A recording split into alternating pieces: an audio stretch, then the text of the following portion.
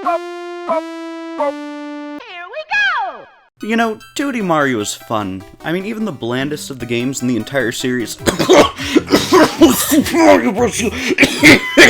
can still be incredibly fun in the gameplay department. Now, quite often, I've wondered, what if Mario just never ended? What if there was a way for me to have infinite Mario? And then I had that question answered in 2006 when SMW Central was founded as a hub for Mario ROM hacks and levels for a variety of games in the series. And then I had that question answered again with Super Mario Bros. X in 2009, a free PC fan game that allowed the creation and playing of fan-made Mario levels. And the answer, by the way, was that 2D Mario's fun.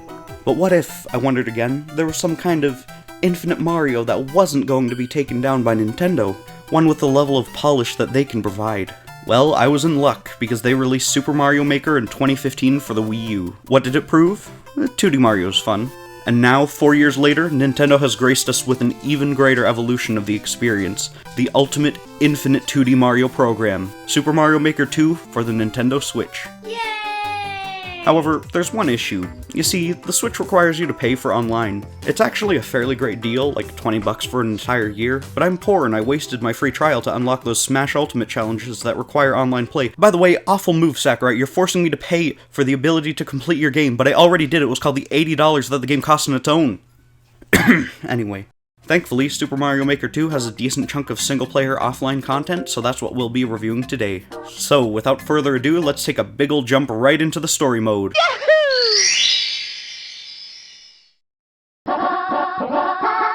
So first off, it's important to note that the story mode is actually lacking in the story department. In fact, it can be summed up in just a few seconds of footage. Take a look.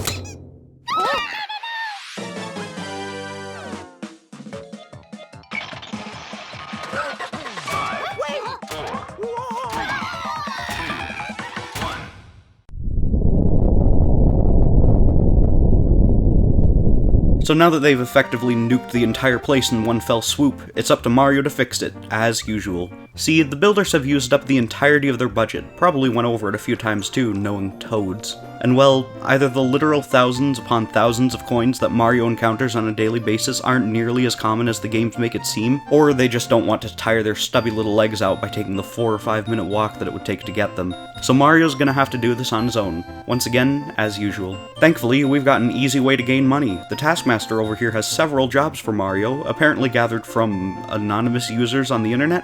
What kind of shady stuff is going on here? Why are these people getting Mario, who pretty much acts as like the only member of law enforcement in the entirety of the kingdom, to do their dirty work? Try hiring the chief of police for your drug smuggling enterprise, see how well that goes. Maybe I just need to stop asking questions. So, this facade of a story acts as the framing device for over 100 levels designed by Nintendo. As one would expect, they're very well made and show off the mechanics, serving as a way to give those inclined to make their own levels ideas. They have a wide range in difficulty, but none of them are as unfair as some of the stuff you'll see online. Honestly, I think they're setting a pretty good example here. Everything in these levels can be done by a person with the game itself, and I think that really shows off just how special this game truly is, just how much freedom there is. We'll be talking more about the creation aspect later on. So, with enough money, you can assign the worker toads to rebuild the castle. Completing levels also increases the completion of a specific part of the castle, represented by hammers. One of my favorite things in this game is watching the castle slowly grow, and I think the final result is an awful lot more impressive than the one that was here before. It's a great feeling, just like the rest of this game.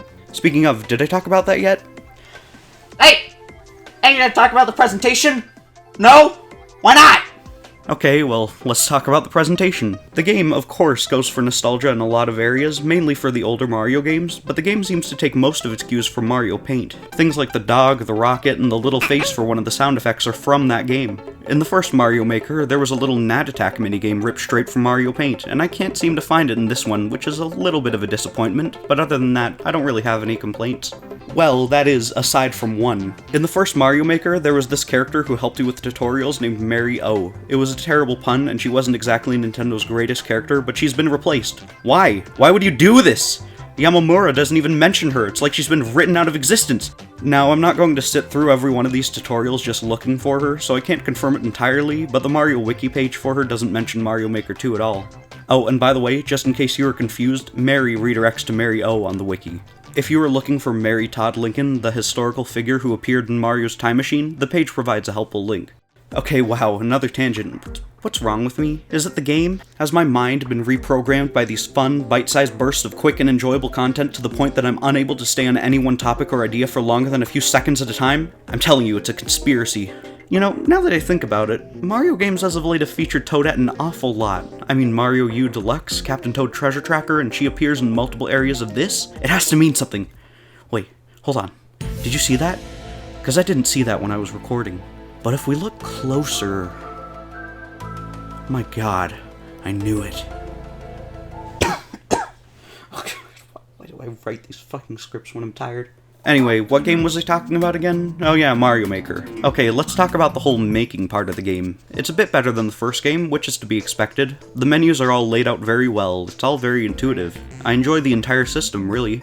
There are a great variety of themes for the level, ranging from desert to plains to forest to ghost house to castle, and every one of these themes is possible across the variety of game styles the maker can choose from. They picked all the classics: Super Mario Bros., Super Mario Bros. 3, Super Mario World, a new Super Mario Bros. Style, and new to this game, Super Mario 3D World. You know, that game gets an awful lot of hate for just how linear it is, but if you give it a shot, you'll really like it, trust me. The design is great, you get to choose all the characters, and every level does something new. And hey, there you go, bonus review. I give Super Mario 3D World a rating of 2 cat bells out of Meowser's tail. Back to Mario Maker, each and every one of these styles and themes can also be flipped on its head with a night mode. For example, it changes the rising and falling water at the bottom of the forest theme to a terrifying river of poison. The Maker isn't short on assets either. You've got Goombas, Koopas, cannons, Magic Koopas. In some themes you have Yoshi, and in others you have the shoe. You've got objects specific to the 3D World theme, like these pipes and cars, and of course, a whole host of power-ups from across the franchise. This game also introduces a few brand new objects never before seen in a Mario game, such as this weird little tornado thing and the Goombud. Yeah, that's right, the Goombud. Apparently it's just a weird Mario World variant and an enemy introduced in Mario U, and they're just Goombas that turn around when they reach the edge of the platform. Think Red Koopas, but Goombas. Man, Nintendo's originality never ceases to stun me. Overall, I've got to say, the Maker mode in Mario Maker 2 is great, as it should be, considering it's quite literally the entire point of the game.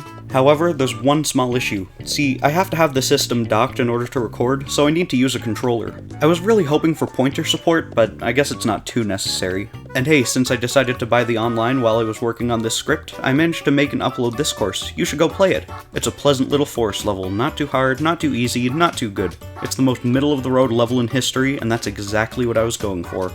Hey, side note here, have you ever wondered what's up with the toads? These little things wear diapers and vests, but no shirt, no pants. They make these weird little noises, and they always have. Why is Peach not a toad? She rules over the place. Are they related to Goombas? I mean, Goombas are shaped like mushrooms, they've got similar feet, and they're just as useless. Do toads pay taxes? Are there tax-evading toads? Sometimes the toads have little villages, someone had to pay for those. In Mario and Luigi, there's an alien race called the Shroobs who are like evil toads with little ray guns. Are they related? Are they from another reality? I mean, they even have a Princess Peach equivalent. What if Shy Guys are turncoat toads who put on masks to conceal their identity? What happens when a toad dies? Are there toad ghosts? This is an important question. Toadsworth has been like 100 years old now for 2 decades, and we've got to know if he's going to have an afterlife or not. What if, instead of climbing inside Bowser, the Dark Star from Bowser's Inside Story had gone inside a toad and copied its DNA instead? What would a dark toad look like? Was there an original toad, a Neanderthal toad, or perhaps a toad patient zero? What if these toads are a disease, plaguing the land and slowly destroying it? Why am I still doing this bit? It was never funny. It wasn't funny to begin with. Hey, let's talk about the music. It's fantastic. All of it. Great remixes of classic Mario themes and great additional music for themes that weren't in the old games. Excellently made in a way that perfectly fits the capabilities and the style of those older games. And, well, I guess that's about it. I guess it's ratings time? I give Super Mario Maker 2 a solid 4 weird babyface things out of Luigi's absolutely gorgeous mustache.